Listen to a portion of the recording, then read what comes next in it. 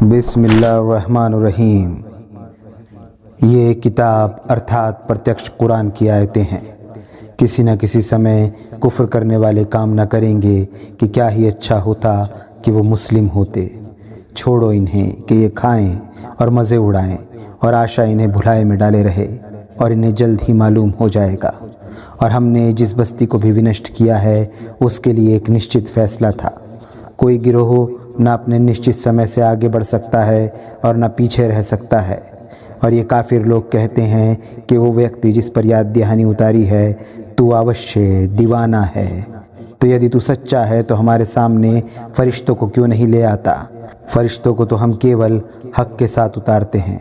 उस समय उन्हें लोगों को मोहलत नहीं दी जाती। निसंदेह ये याद दहानी कुरान हमने उतारी है, और निसंदेह हम ही इसके रक्षक हैं। और हम तुमसे पहले कितने ही पिछले गिरोह में रसूल भेज चुके हैं, और कभी ऐसा नहीं हुआ कि उनके पास कोई रसूल आया हो और उन्होंने उसकी हंसी ना उड़ाई हो।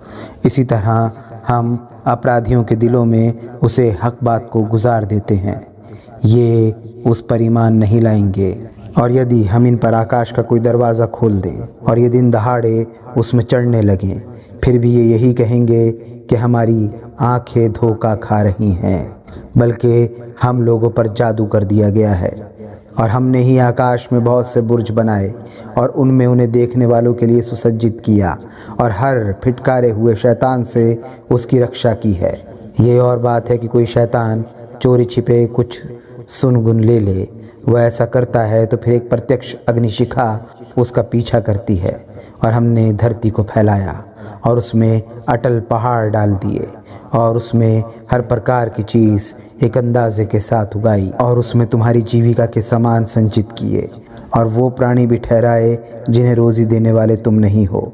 और कोई भी चीज़ ऐसी नहीं जिसके ख़जाने हमारे पास ना हो, और हम उसको एक निश्चित अंदाज के साथ ही उतारते हैं। और हम वर्षा लाने वाली हवाएं समीर भेजते हैं, फिर आकाश से पानी बरसाते हैं और उसमें तुम्हें सिंचित करते हैं, और तुम्हारे पास उसका ख़जाना नहीं है। निसंदेह हम ही जीवित करते हैं और मारते हैं, और हम ही वारिस हैं। और हम तुम्हारे अगलों को भी जानते हैं और तुम्हारे पिछलों को भी जानते हैं। निसंदेह तुम्हारा रब उन्हें इकट्ठा करेगा। निसंदेह वो तत्वदर्शी और जानने वाला है। और हमने मनुष्य को सड़ी काली मिट्टी के सूखे गारे से जो बजने लगता है बनाया, और जिन्हों को इससे पहले लू की लपट से पैदा किया। याद करो जब तुम्हारे रब ने फरिश्तों से कहा, निश्चय ही मैं सड़ी काली मिट्टी के सूखे बजने वाले गारे से एक मनुष्य पैदा करने वाला हूँ। तो जब मैं उसे नक्शिक से दुरुस्त कर चुकूँ और उसमें अपनी रूह आत्मा फूंक दूँ, तो तुम उसके आगे सजदे में गिर जाना। तो उन सभी फरिश्तों ने सजदा किया सिवाय इब्लीस के। उसने सजदा करने वालों में शामिल होने से इनकार कर दिया। कहा, हे इब्लीस, तू क्यों नहीं सजदा करने वालों में सम्मिलित हुआ। उसने कहा, मुझसे ये नहीं हो सकता कि मैं उस मनुष्य का सजदा करूं जिसे तूने सड़ी काली मिट्टी के सूखे गारे से बनाया है। कहा, निकल जा यहाँ से, निश्चय ही तू फिटकारा हुआ है, और निश्चय ही तुझ पर बदला दिए जाने के दिन तक फिटकार है। उसने कहा, रब मुझे उस दिन तक मोहलत दे दे जब तक कि वो उठाए जाएंगे। कहा, जा, तुझे मोहलत है उस दिन तक के लिए जिस दिन का समय निश्चित है। उसने कहा, रब जैसा तूने मुझे बहकाया उसी तरह मैं उनके लिए धरती में मनोहरता का आयोजन करके उन सब को बहकाऊंगा, सिवाय उसके जो उनमें तेरे चुने हुए बंदे होंगे। कहा, यही एक सीधा मार्ग है जो मुझ तक पहुंचता है। निसंदेह मेरे बंदों पर तेरा कोई बस न चल सकेगा, सिवाय उस व्यक्ति के जो बहके हुए लोगों में से तेरे पीछे हो ले। और निश्चय ही जहन्नुम उन सब के लिए जगह है। उसके 7 द्वार हैं, हर द्वार के लिए उन लोगों में से एक निश्चित हिस्सा निसंदेह डर रखने वाले बागों और स्रोतों के बीच होंगे। बागों में आते समय कहा जाएगा, दाखिल हो जाओ इनमें सलामती के साथ निश्चिंत होकर, और उनके सीनों में जो मलिनता होगी उसे हम दूर कर देंगे। वो भाइयों की तरह आमने सामने तख्तों पर होंगे। यहाँ न उन्हें किसी तरह की तकलीफ़ का सामना करना पड़ेगा और न वो वहाँ से कभी निकाले जाएंगे। मेरे बंदो, सेवकों को सूचना दे दो कि मैं बड़ा क्षमाशील और दया करने वाला हूँ, और ये कि मेरी यातना दुख देने वाली यातना है। और उन्हें इब्राहीम के मेहमानों का हाल सुनाओ। जब वो उसके यहाँ आए और कहा सलाम हो, उसने कहा हम तो तुमसे डरते हैं। वो बोले डरो नहीं, हम तुम्हें एक बड़े ज्ञानी लड़के की शुभ सूचना देते हैं। उसने कहा क्या तुम मुझे शुभ सूचना दे रहे हो जबकि मेरा बुढ़ापा आ गया है? तो अब किस पर शुभ सूचना दे रहे हो? उसने कहा हम तुम्हें सच्चाई के साथ शुभ सूचना दे रहे हैं, तो तुम निराश होने वालों में से ना हो। उसने कहा और मेरे रब की दयालुता से गुमराहों के सिवा और कौन निराश हो सकता है? उसने कहा हे अल्लाह के भेजे हुए, तुम किस मुहिम पर आए हो? बोले हम एक अपराधी गिरोह की ओर भेजे गए हैं। सिवाय लूत के घर वालों के हम उन सब को बचा लेंगे, सिवाय उसकी स्त्री के। उसके लिए अल्लाह कहता है कि हमारा फ़ैसला हो चुका कि वो पीछे रह जाने वालों में से होगी। फिर जब ये भेजे हुए दूत लूत के परिवार में पहुँचे, उसने कहा तुम तो अपरिचित लोग हो। उन्होंने कहा नहीं, बल्कि हम तुम्हारे पास वही चीज़ लेकर आए हैं जिस पे ये संदेह किया करते थे। हम तुम्हारे पास हक़ के साथ आए हैं और निश्चय ही हम सच्चे हैं। तो अब तुम अपने घर वालों को लेकर रात के किसी हिस्से में निकल जाओ और स्वयं उनके पीछे पीछे चलो। तुम में से कोई पीछे मुड़कर ना देखे, बस चले जाओ जहाँ तक का तुम्हें हुक्म दिया गया है। और उन्हें हमने ये फ़ैसला पहुँचा दिया कि प्रातःकाल होते उनकी जड़ कट गई होगी।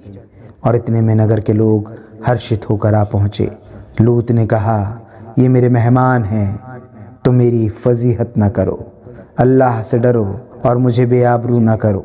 वो कहने लगे क्या हमने तुम्हें दुनिया भर के लोगों से रोका नहीं था कि उसका टीका ना लो?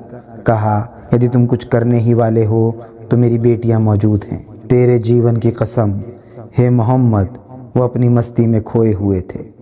फिर पाँव फटते ही एक भयंकर चीख ने उन्हें आ लिया, तो हमने उस बस्ती को तलपट करके छोड़ा और उन पर पकी मिट्टी के पत्थर बरसाए। निश्चय ही इसमें उन लोगों के लिए बड़ी निशानियां हैं जो तथ्यों को लक्षणों से समझ लेते हैं। और वो स्थान जहाँ की ये घटना है सीधे मार्ग पर है और अब भी चालू है।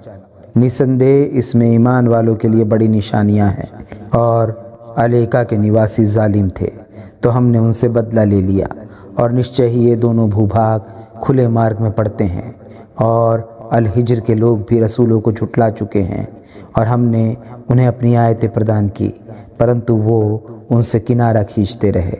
और वो पहाड़ों को काट काट कर घर बनाते थे और अपनी जगह निश्चिंत थे। फिर उन्हें प्रातःकाल होते एक प्रचंड चीख ने आ लिया, तो वो कुछ उनके काम ना आया जो वो कमाते रहे। और हमने आकाशों और धरती को और जो कुछ उसके बीच है केवल हक़ के साथ पैदा किया है, और निसंदेह वो बड़ी क़यामत आने वाली है। तो तुम हे मोहम्मद श्रीवान क्षमा से काम लो।